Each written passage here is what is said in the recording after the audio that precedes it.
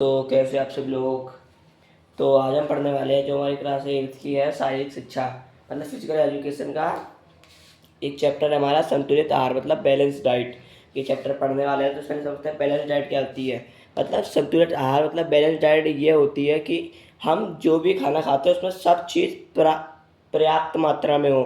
जैसे कि प्रोटीन हो, कार्बोहाइड्रेट हो, फैट हो, विटामिन हो, सारे मिनरल्स हो, वाटर हो, सब चीज़ हमारी लिमिटेड होनी चाहिए, ना ही कोई चीज़ ज़्यादा ना ही कोई चीज़ कम। उसे कहते हैं बैलेंस डाइट। तो आप हमारी वीडियो पे लास्ट तक बन रहिए, आपको बहुत मज़ा आएगा पढ़ने में। आपको इससे कुछ सीखे भी मिलेगी कि हमें क्या क्या खाना चाहिए, क्या नहीं, क्या हमारे लिए सही रहता है, क्या खाने के लिए सही नहीं रहता। आपको ऐसे सीखने के लिए मिलेंगे। तो अगर आप हमारे चैनल पर आए तो प्लीज़ लाइक एंड सब्सक्राइब करें। तो चलिए पढ़ना शुरू करते हैं। संतुलित आहार मतलब बैलेंस डाइट। संतुलित आहार का अर्थ, मीनिंग ऑफ बैलेंस डाइट। संतुलित आहार से आशय उत्तम प्रकार के भोजन तथा तरल पदार्थों से, मतलब संतुलित आहार हमारे अच्छे भोजन और भोजन के तरल पदार्थों से है, जो हमारे शरीर को आवश्यक पोषक तत्व व ऊर्जा दे सके। मतलब वो हमारे शरीर को पोषक तत्व और ऊर्जा दे सके, उससे ही संतुलित आहार कहते हैं।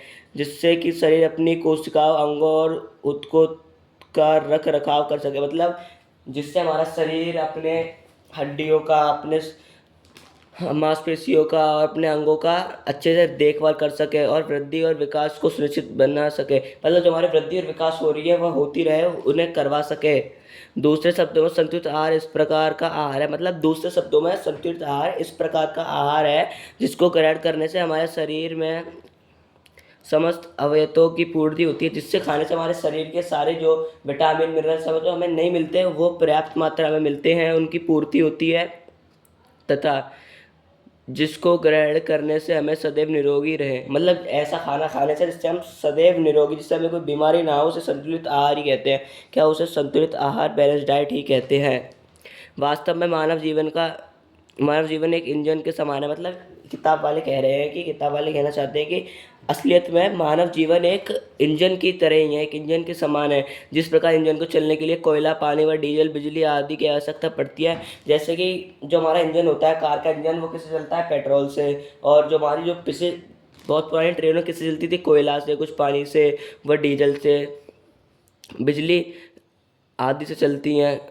जैसे हमारे इंजन को चलने के लिए कोयला, पानी व डीजल, बिजली की आवश्यकता होती है, ठीक वैसे ही मनुष्य को भी खाने योग्य पदार्थों के रूप में भोजन की आवश्यकता होती है। वैसे ही मनुष्य को चलने के लिए, मनुष्य को अपना इंजन चलाने के लिए खाने की आवश्यकता होती है, खाने के योग्य पदार्थों की आवश्यकता होती है, भोजन की आवश्यकता होती है। क्योंकि भोजन से मनुष्य को ऊर्जा और शक्ति मिलती है। मतलब जो मनुष्य भोजन खाता है उससे मनुष्य को ऊर्जा और शक्ति दोनों मिलती हैं। देखिए दोस्तों, मैं आपको एक एक लाइन के साथ उसका अर्थ भी समझाते जा रहा हूँ, तो प्लीज़ मेरी मेहनत के लिए एक सब्सक्राइब जरूर करना।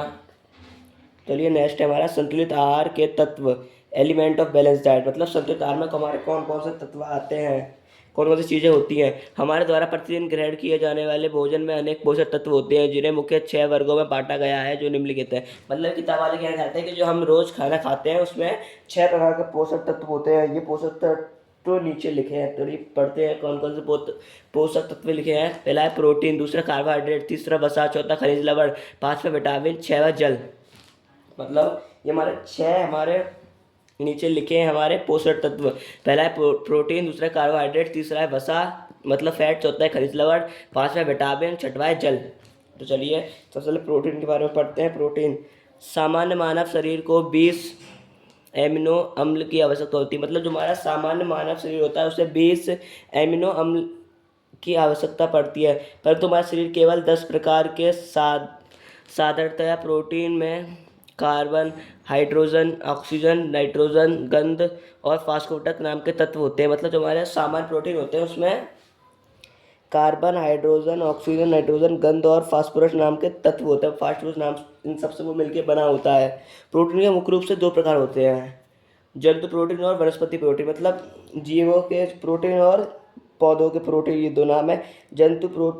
जंतु प्रोटीन किससे प्राप्त होता है? जानवरों से, पशुओं से। और वनस्पति प्रोटीन जो हमारे पेड़ पौधों से प्राप्त होता है। प्रोटीन प्राप्त के स्रोत, प्रोटीन की प्राप्ति निम्न से होते हैं, जैसे ये दूध, दही, दाल है, मछली, फल, ड्राई फ्रूट्स और अनाज। अब देखते हैं हमारे प्रोटीन की कमी से क्या क्या प्रभाव पड़ता है। तो चलिए नेक्स्ट पेज करते हैं। प्रोटीन की कमी से पड़ने वाले प्रभाव। शरीर में वृद्धि रुक जाती है, जो हमारे शरीर में वृद्धि होती है, हमारी हाइट बढ़ती है, हमारी मसल्स बढ़ती हैं, वो रुक जाती हैं। इसकी कमी से मैरमस नाम के रोग होता है, मतलब अगर हमारे प्रोटीन की कमी है तो हमें मैरस्म नाम का एक रोग हो जाता है, बीमारी होती है, यतक बढ़ जाता है तथा उस पर जूसन आ जाती है, मतलब हमारा यतक होता है वो बढ़ जाता है, उस पर सूजन भी आ जाती है, शरीर कमजोर हो जाता है और अनेक रोग हो जाते हैं। अगर हमें सही मात्रा में प्रोटीन नहीं मिले तो हमारा शरीर कमजोर हो जाता है और हमें अनेक प्रकार के रोग भी हो जाते हैं। बालकों में सूखा रोग भी प्रोटीन की कमी से होता है, जो हमारे बाल को होते हैं, जो हम लोग होते हैं, वो प्रोटीन की कमी से सूखा रोग भी होता है। शरीर में हेमोग्लोबिन की मात्रा कम हो जाती है तथा रोग प्रतिरोधक क्षमता क्षीण हो जाती है, मतलब अगर हम प्रोटीन नहीं लेंगे तो हमारे अंदर हेमोग्लोबिन होता है, जो हमारा अगर हमारे कहीं पे कट जाता है तो वहाँ पे खून रोकने के काम आता है, तो वो भी क्षमता उसकी भी कम हो जाती है और उससे हमारा खून नहीं रुकेगा। तो प्रोटीन का ये सभी कमी के प्रभाव है। देखते हैं अगर हम प्रोटीन ज़्यादा खा लें तो क्या क्या असर पड़ेंगे। तो हमें प्रोटीन की आवश्यकता से पाचन संबंधी रोग हो जाता है। अगर हम ज़्यादा प्रोटीन लेंगे तो हमारा पेट खराब, ऐसे पाचन संबंधी रोग हो जाएंगे।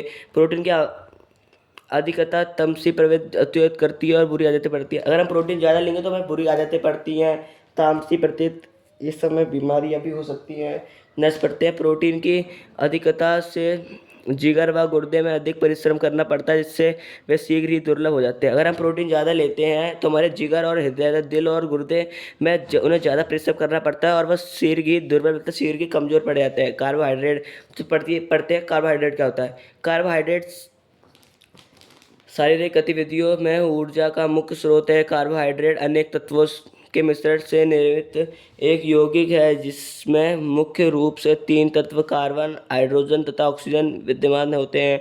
यह शरीर को अत्यधिक तीव्रता, मतलब हमारे कार्बोहाइड्रेट शरीर की गतिविधियों, मतलब जो शरीर काम करता है उसका मुख्य स्रोत है, उन्हें वो पूरी ऊर्जा देते हैं। कार्बोहाइड्रेट के अनेक तत्व हैं, जिनमें से उनका एक पहला तत्व है, उसके तीन तत्व हैं, कार्बन, हाइड्रोजन, ऑक्सीजन, वो तीन तत्वों से मिलकर बना है।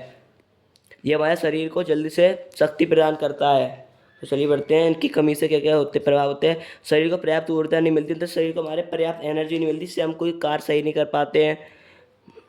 और कुपोषण, मतलब जो हमें पतले हो जाते हैं उसके शिकार हो जाते हैं, उसकी बीमारी लग जाती है, तथा शरीर का वजन घट, और शरीर का वजन, हम पतले होने लगते हैं, हमारे शरीर का वजन घटने लगता है। पाचन शक्ति कमजोर हो जाती है, थकान होने लगती है, जो हमारी पाचन शक्ति होती है खाना पचाने की, वो कमजोर हो जाती है और हमें थकान होने लगती है। इसमें कमी से शरीर को ऊर्जा नहीं मिलती, इसके कारण शरीर दुर्बल। अगर हम ज़्यादा प्रोटीन नहीं देंगे, प्रोटीन नहीं खाएंगे, मतलब हम जो कार्बोहाइड्रेट नहीं खाएंगे, सॉरी वो कार्बोहाइड्रेट बोलना था, प्रोटीन बोल दिया। अगर हम कार्बोहाइड्रेट नहीं खाएंगे तो हमें शरीर को ऊर्जा नहीं मिलेगी, इससे हमारा शरीर दुर्बल और पतला हो जाएगा। अगर हम ज़्यादा कार्बोहाइड्रेट खाएंगे तो कार्बोहाइड्रेट की अधिकता से शरीर मोटा, अगर हमारा शरीर मोटा होने लगेगा, हम ज़्यादा कार्बोहाइड्रेट खाएंगे, अर्थात शरीर, अर्थात इसका मतलब है मोटा होने का, शरीर का वजन बढ़ने लगेगा और ग्लाइकोज में रूप में यकृत व मांसपेशियों को एकत्र हो जाएंगे। उसके स्रोत क्या है, हमें किन किन से कार्बोहाइड्रेट मिलता है? यह चावल, गेहूँ, खजूर, मक्का, जौ, आलू, शहद, मक्खन, शकरकंद, खजूर, अंगूर, किशमिश आदि से मिलता है। जो हमारे कार्बोहाइड्रेट होते हैं वो हमें इन सब चीज़ों से मिलते हैं।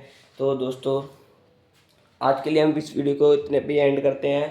तो मिलेंगे अब नेक्स्ट वीडियो में। अगर आपको वीडियो अच्छी लगी तो please like, share and subscribe करें। तो thank you for watching and watch again.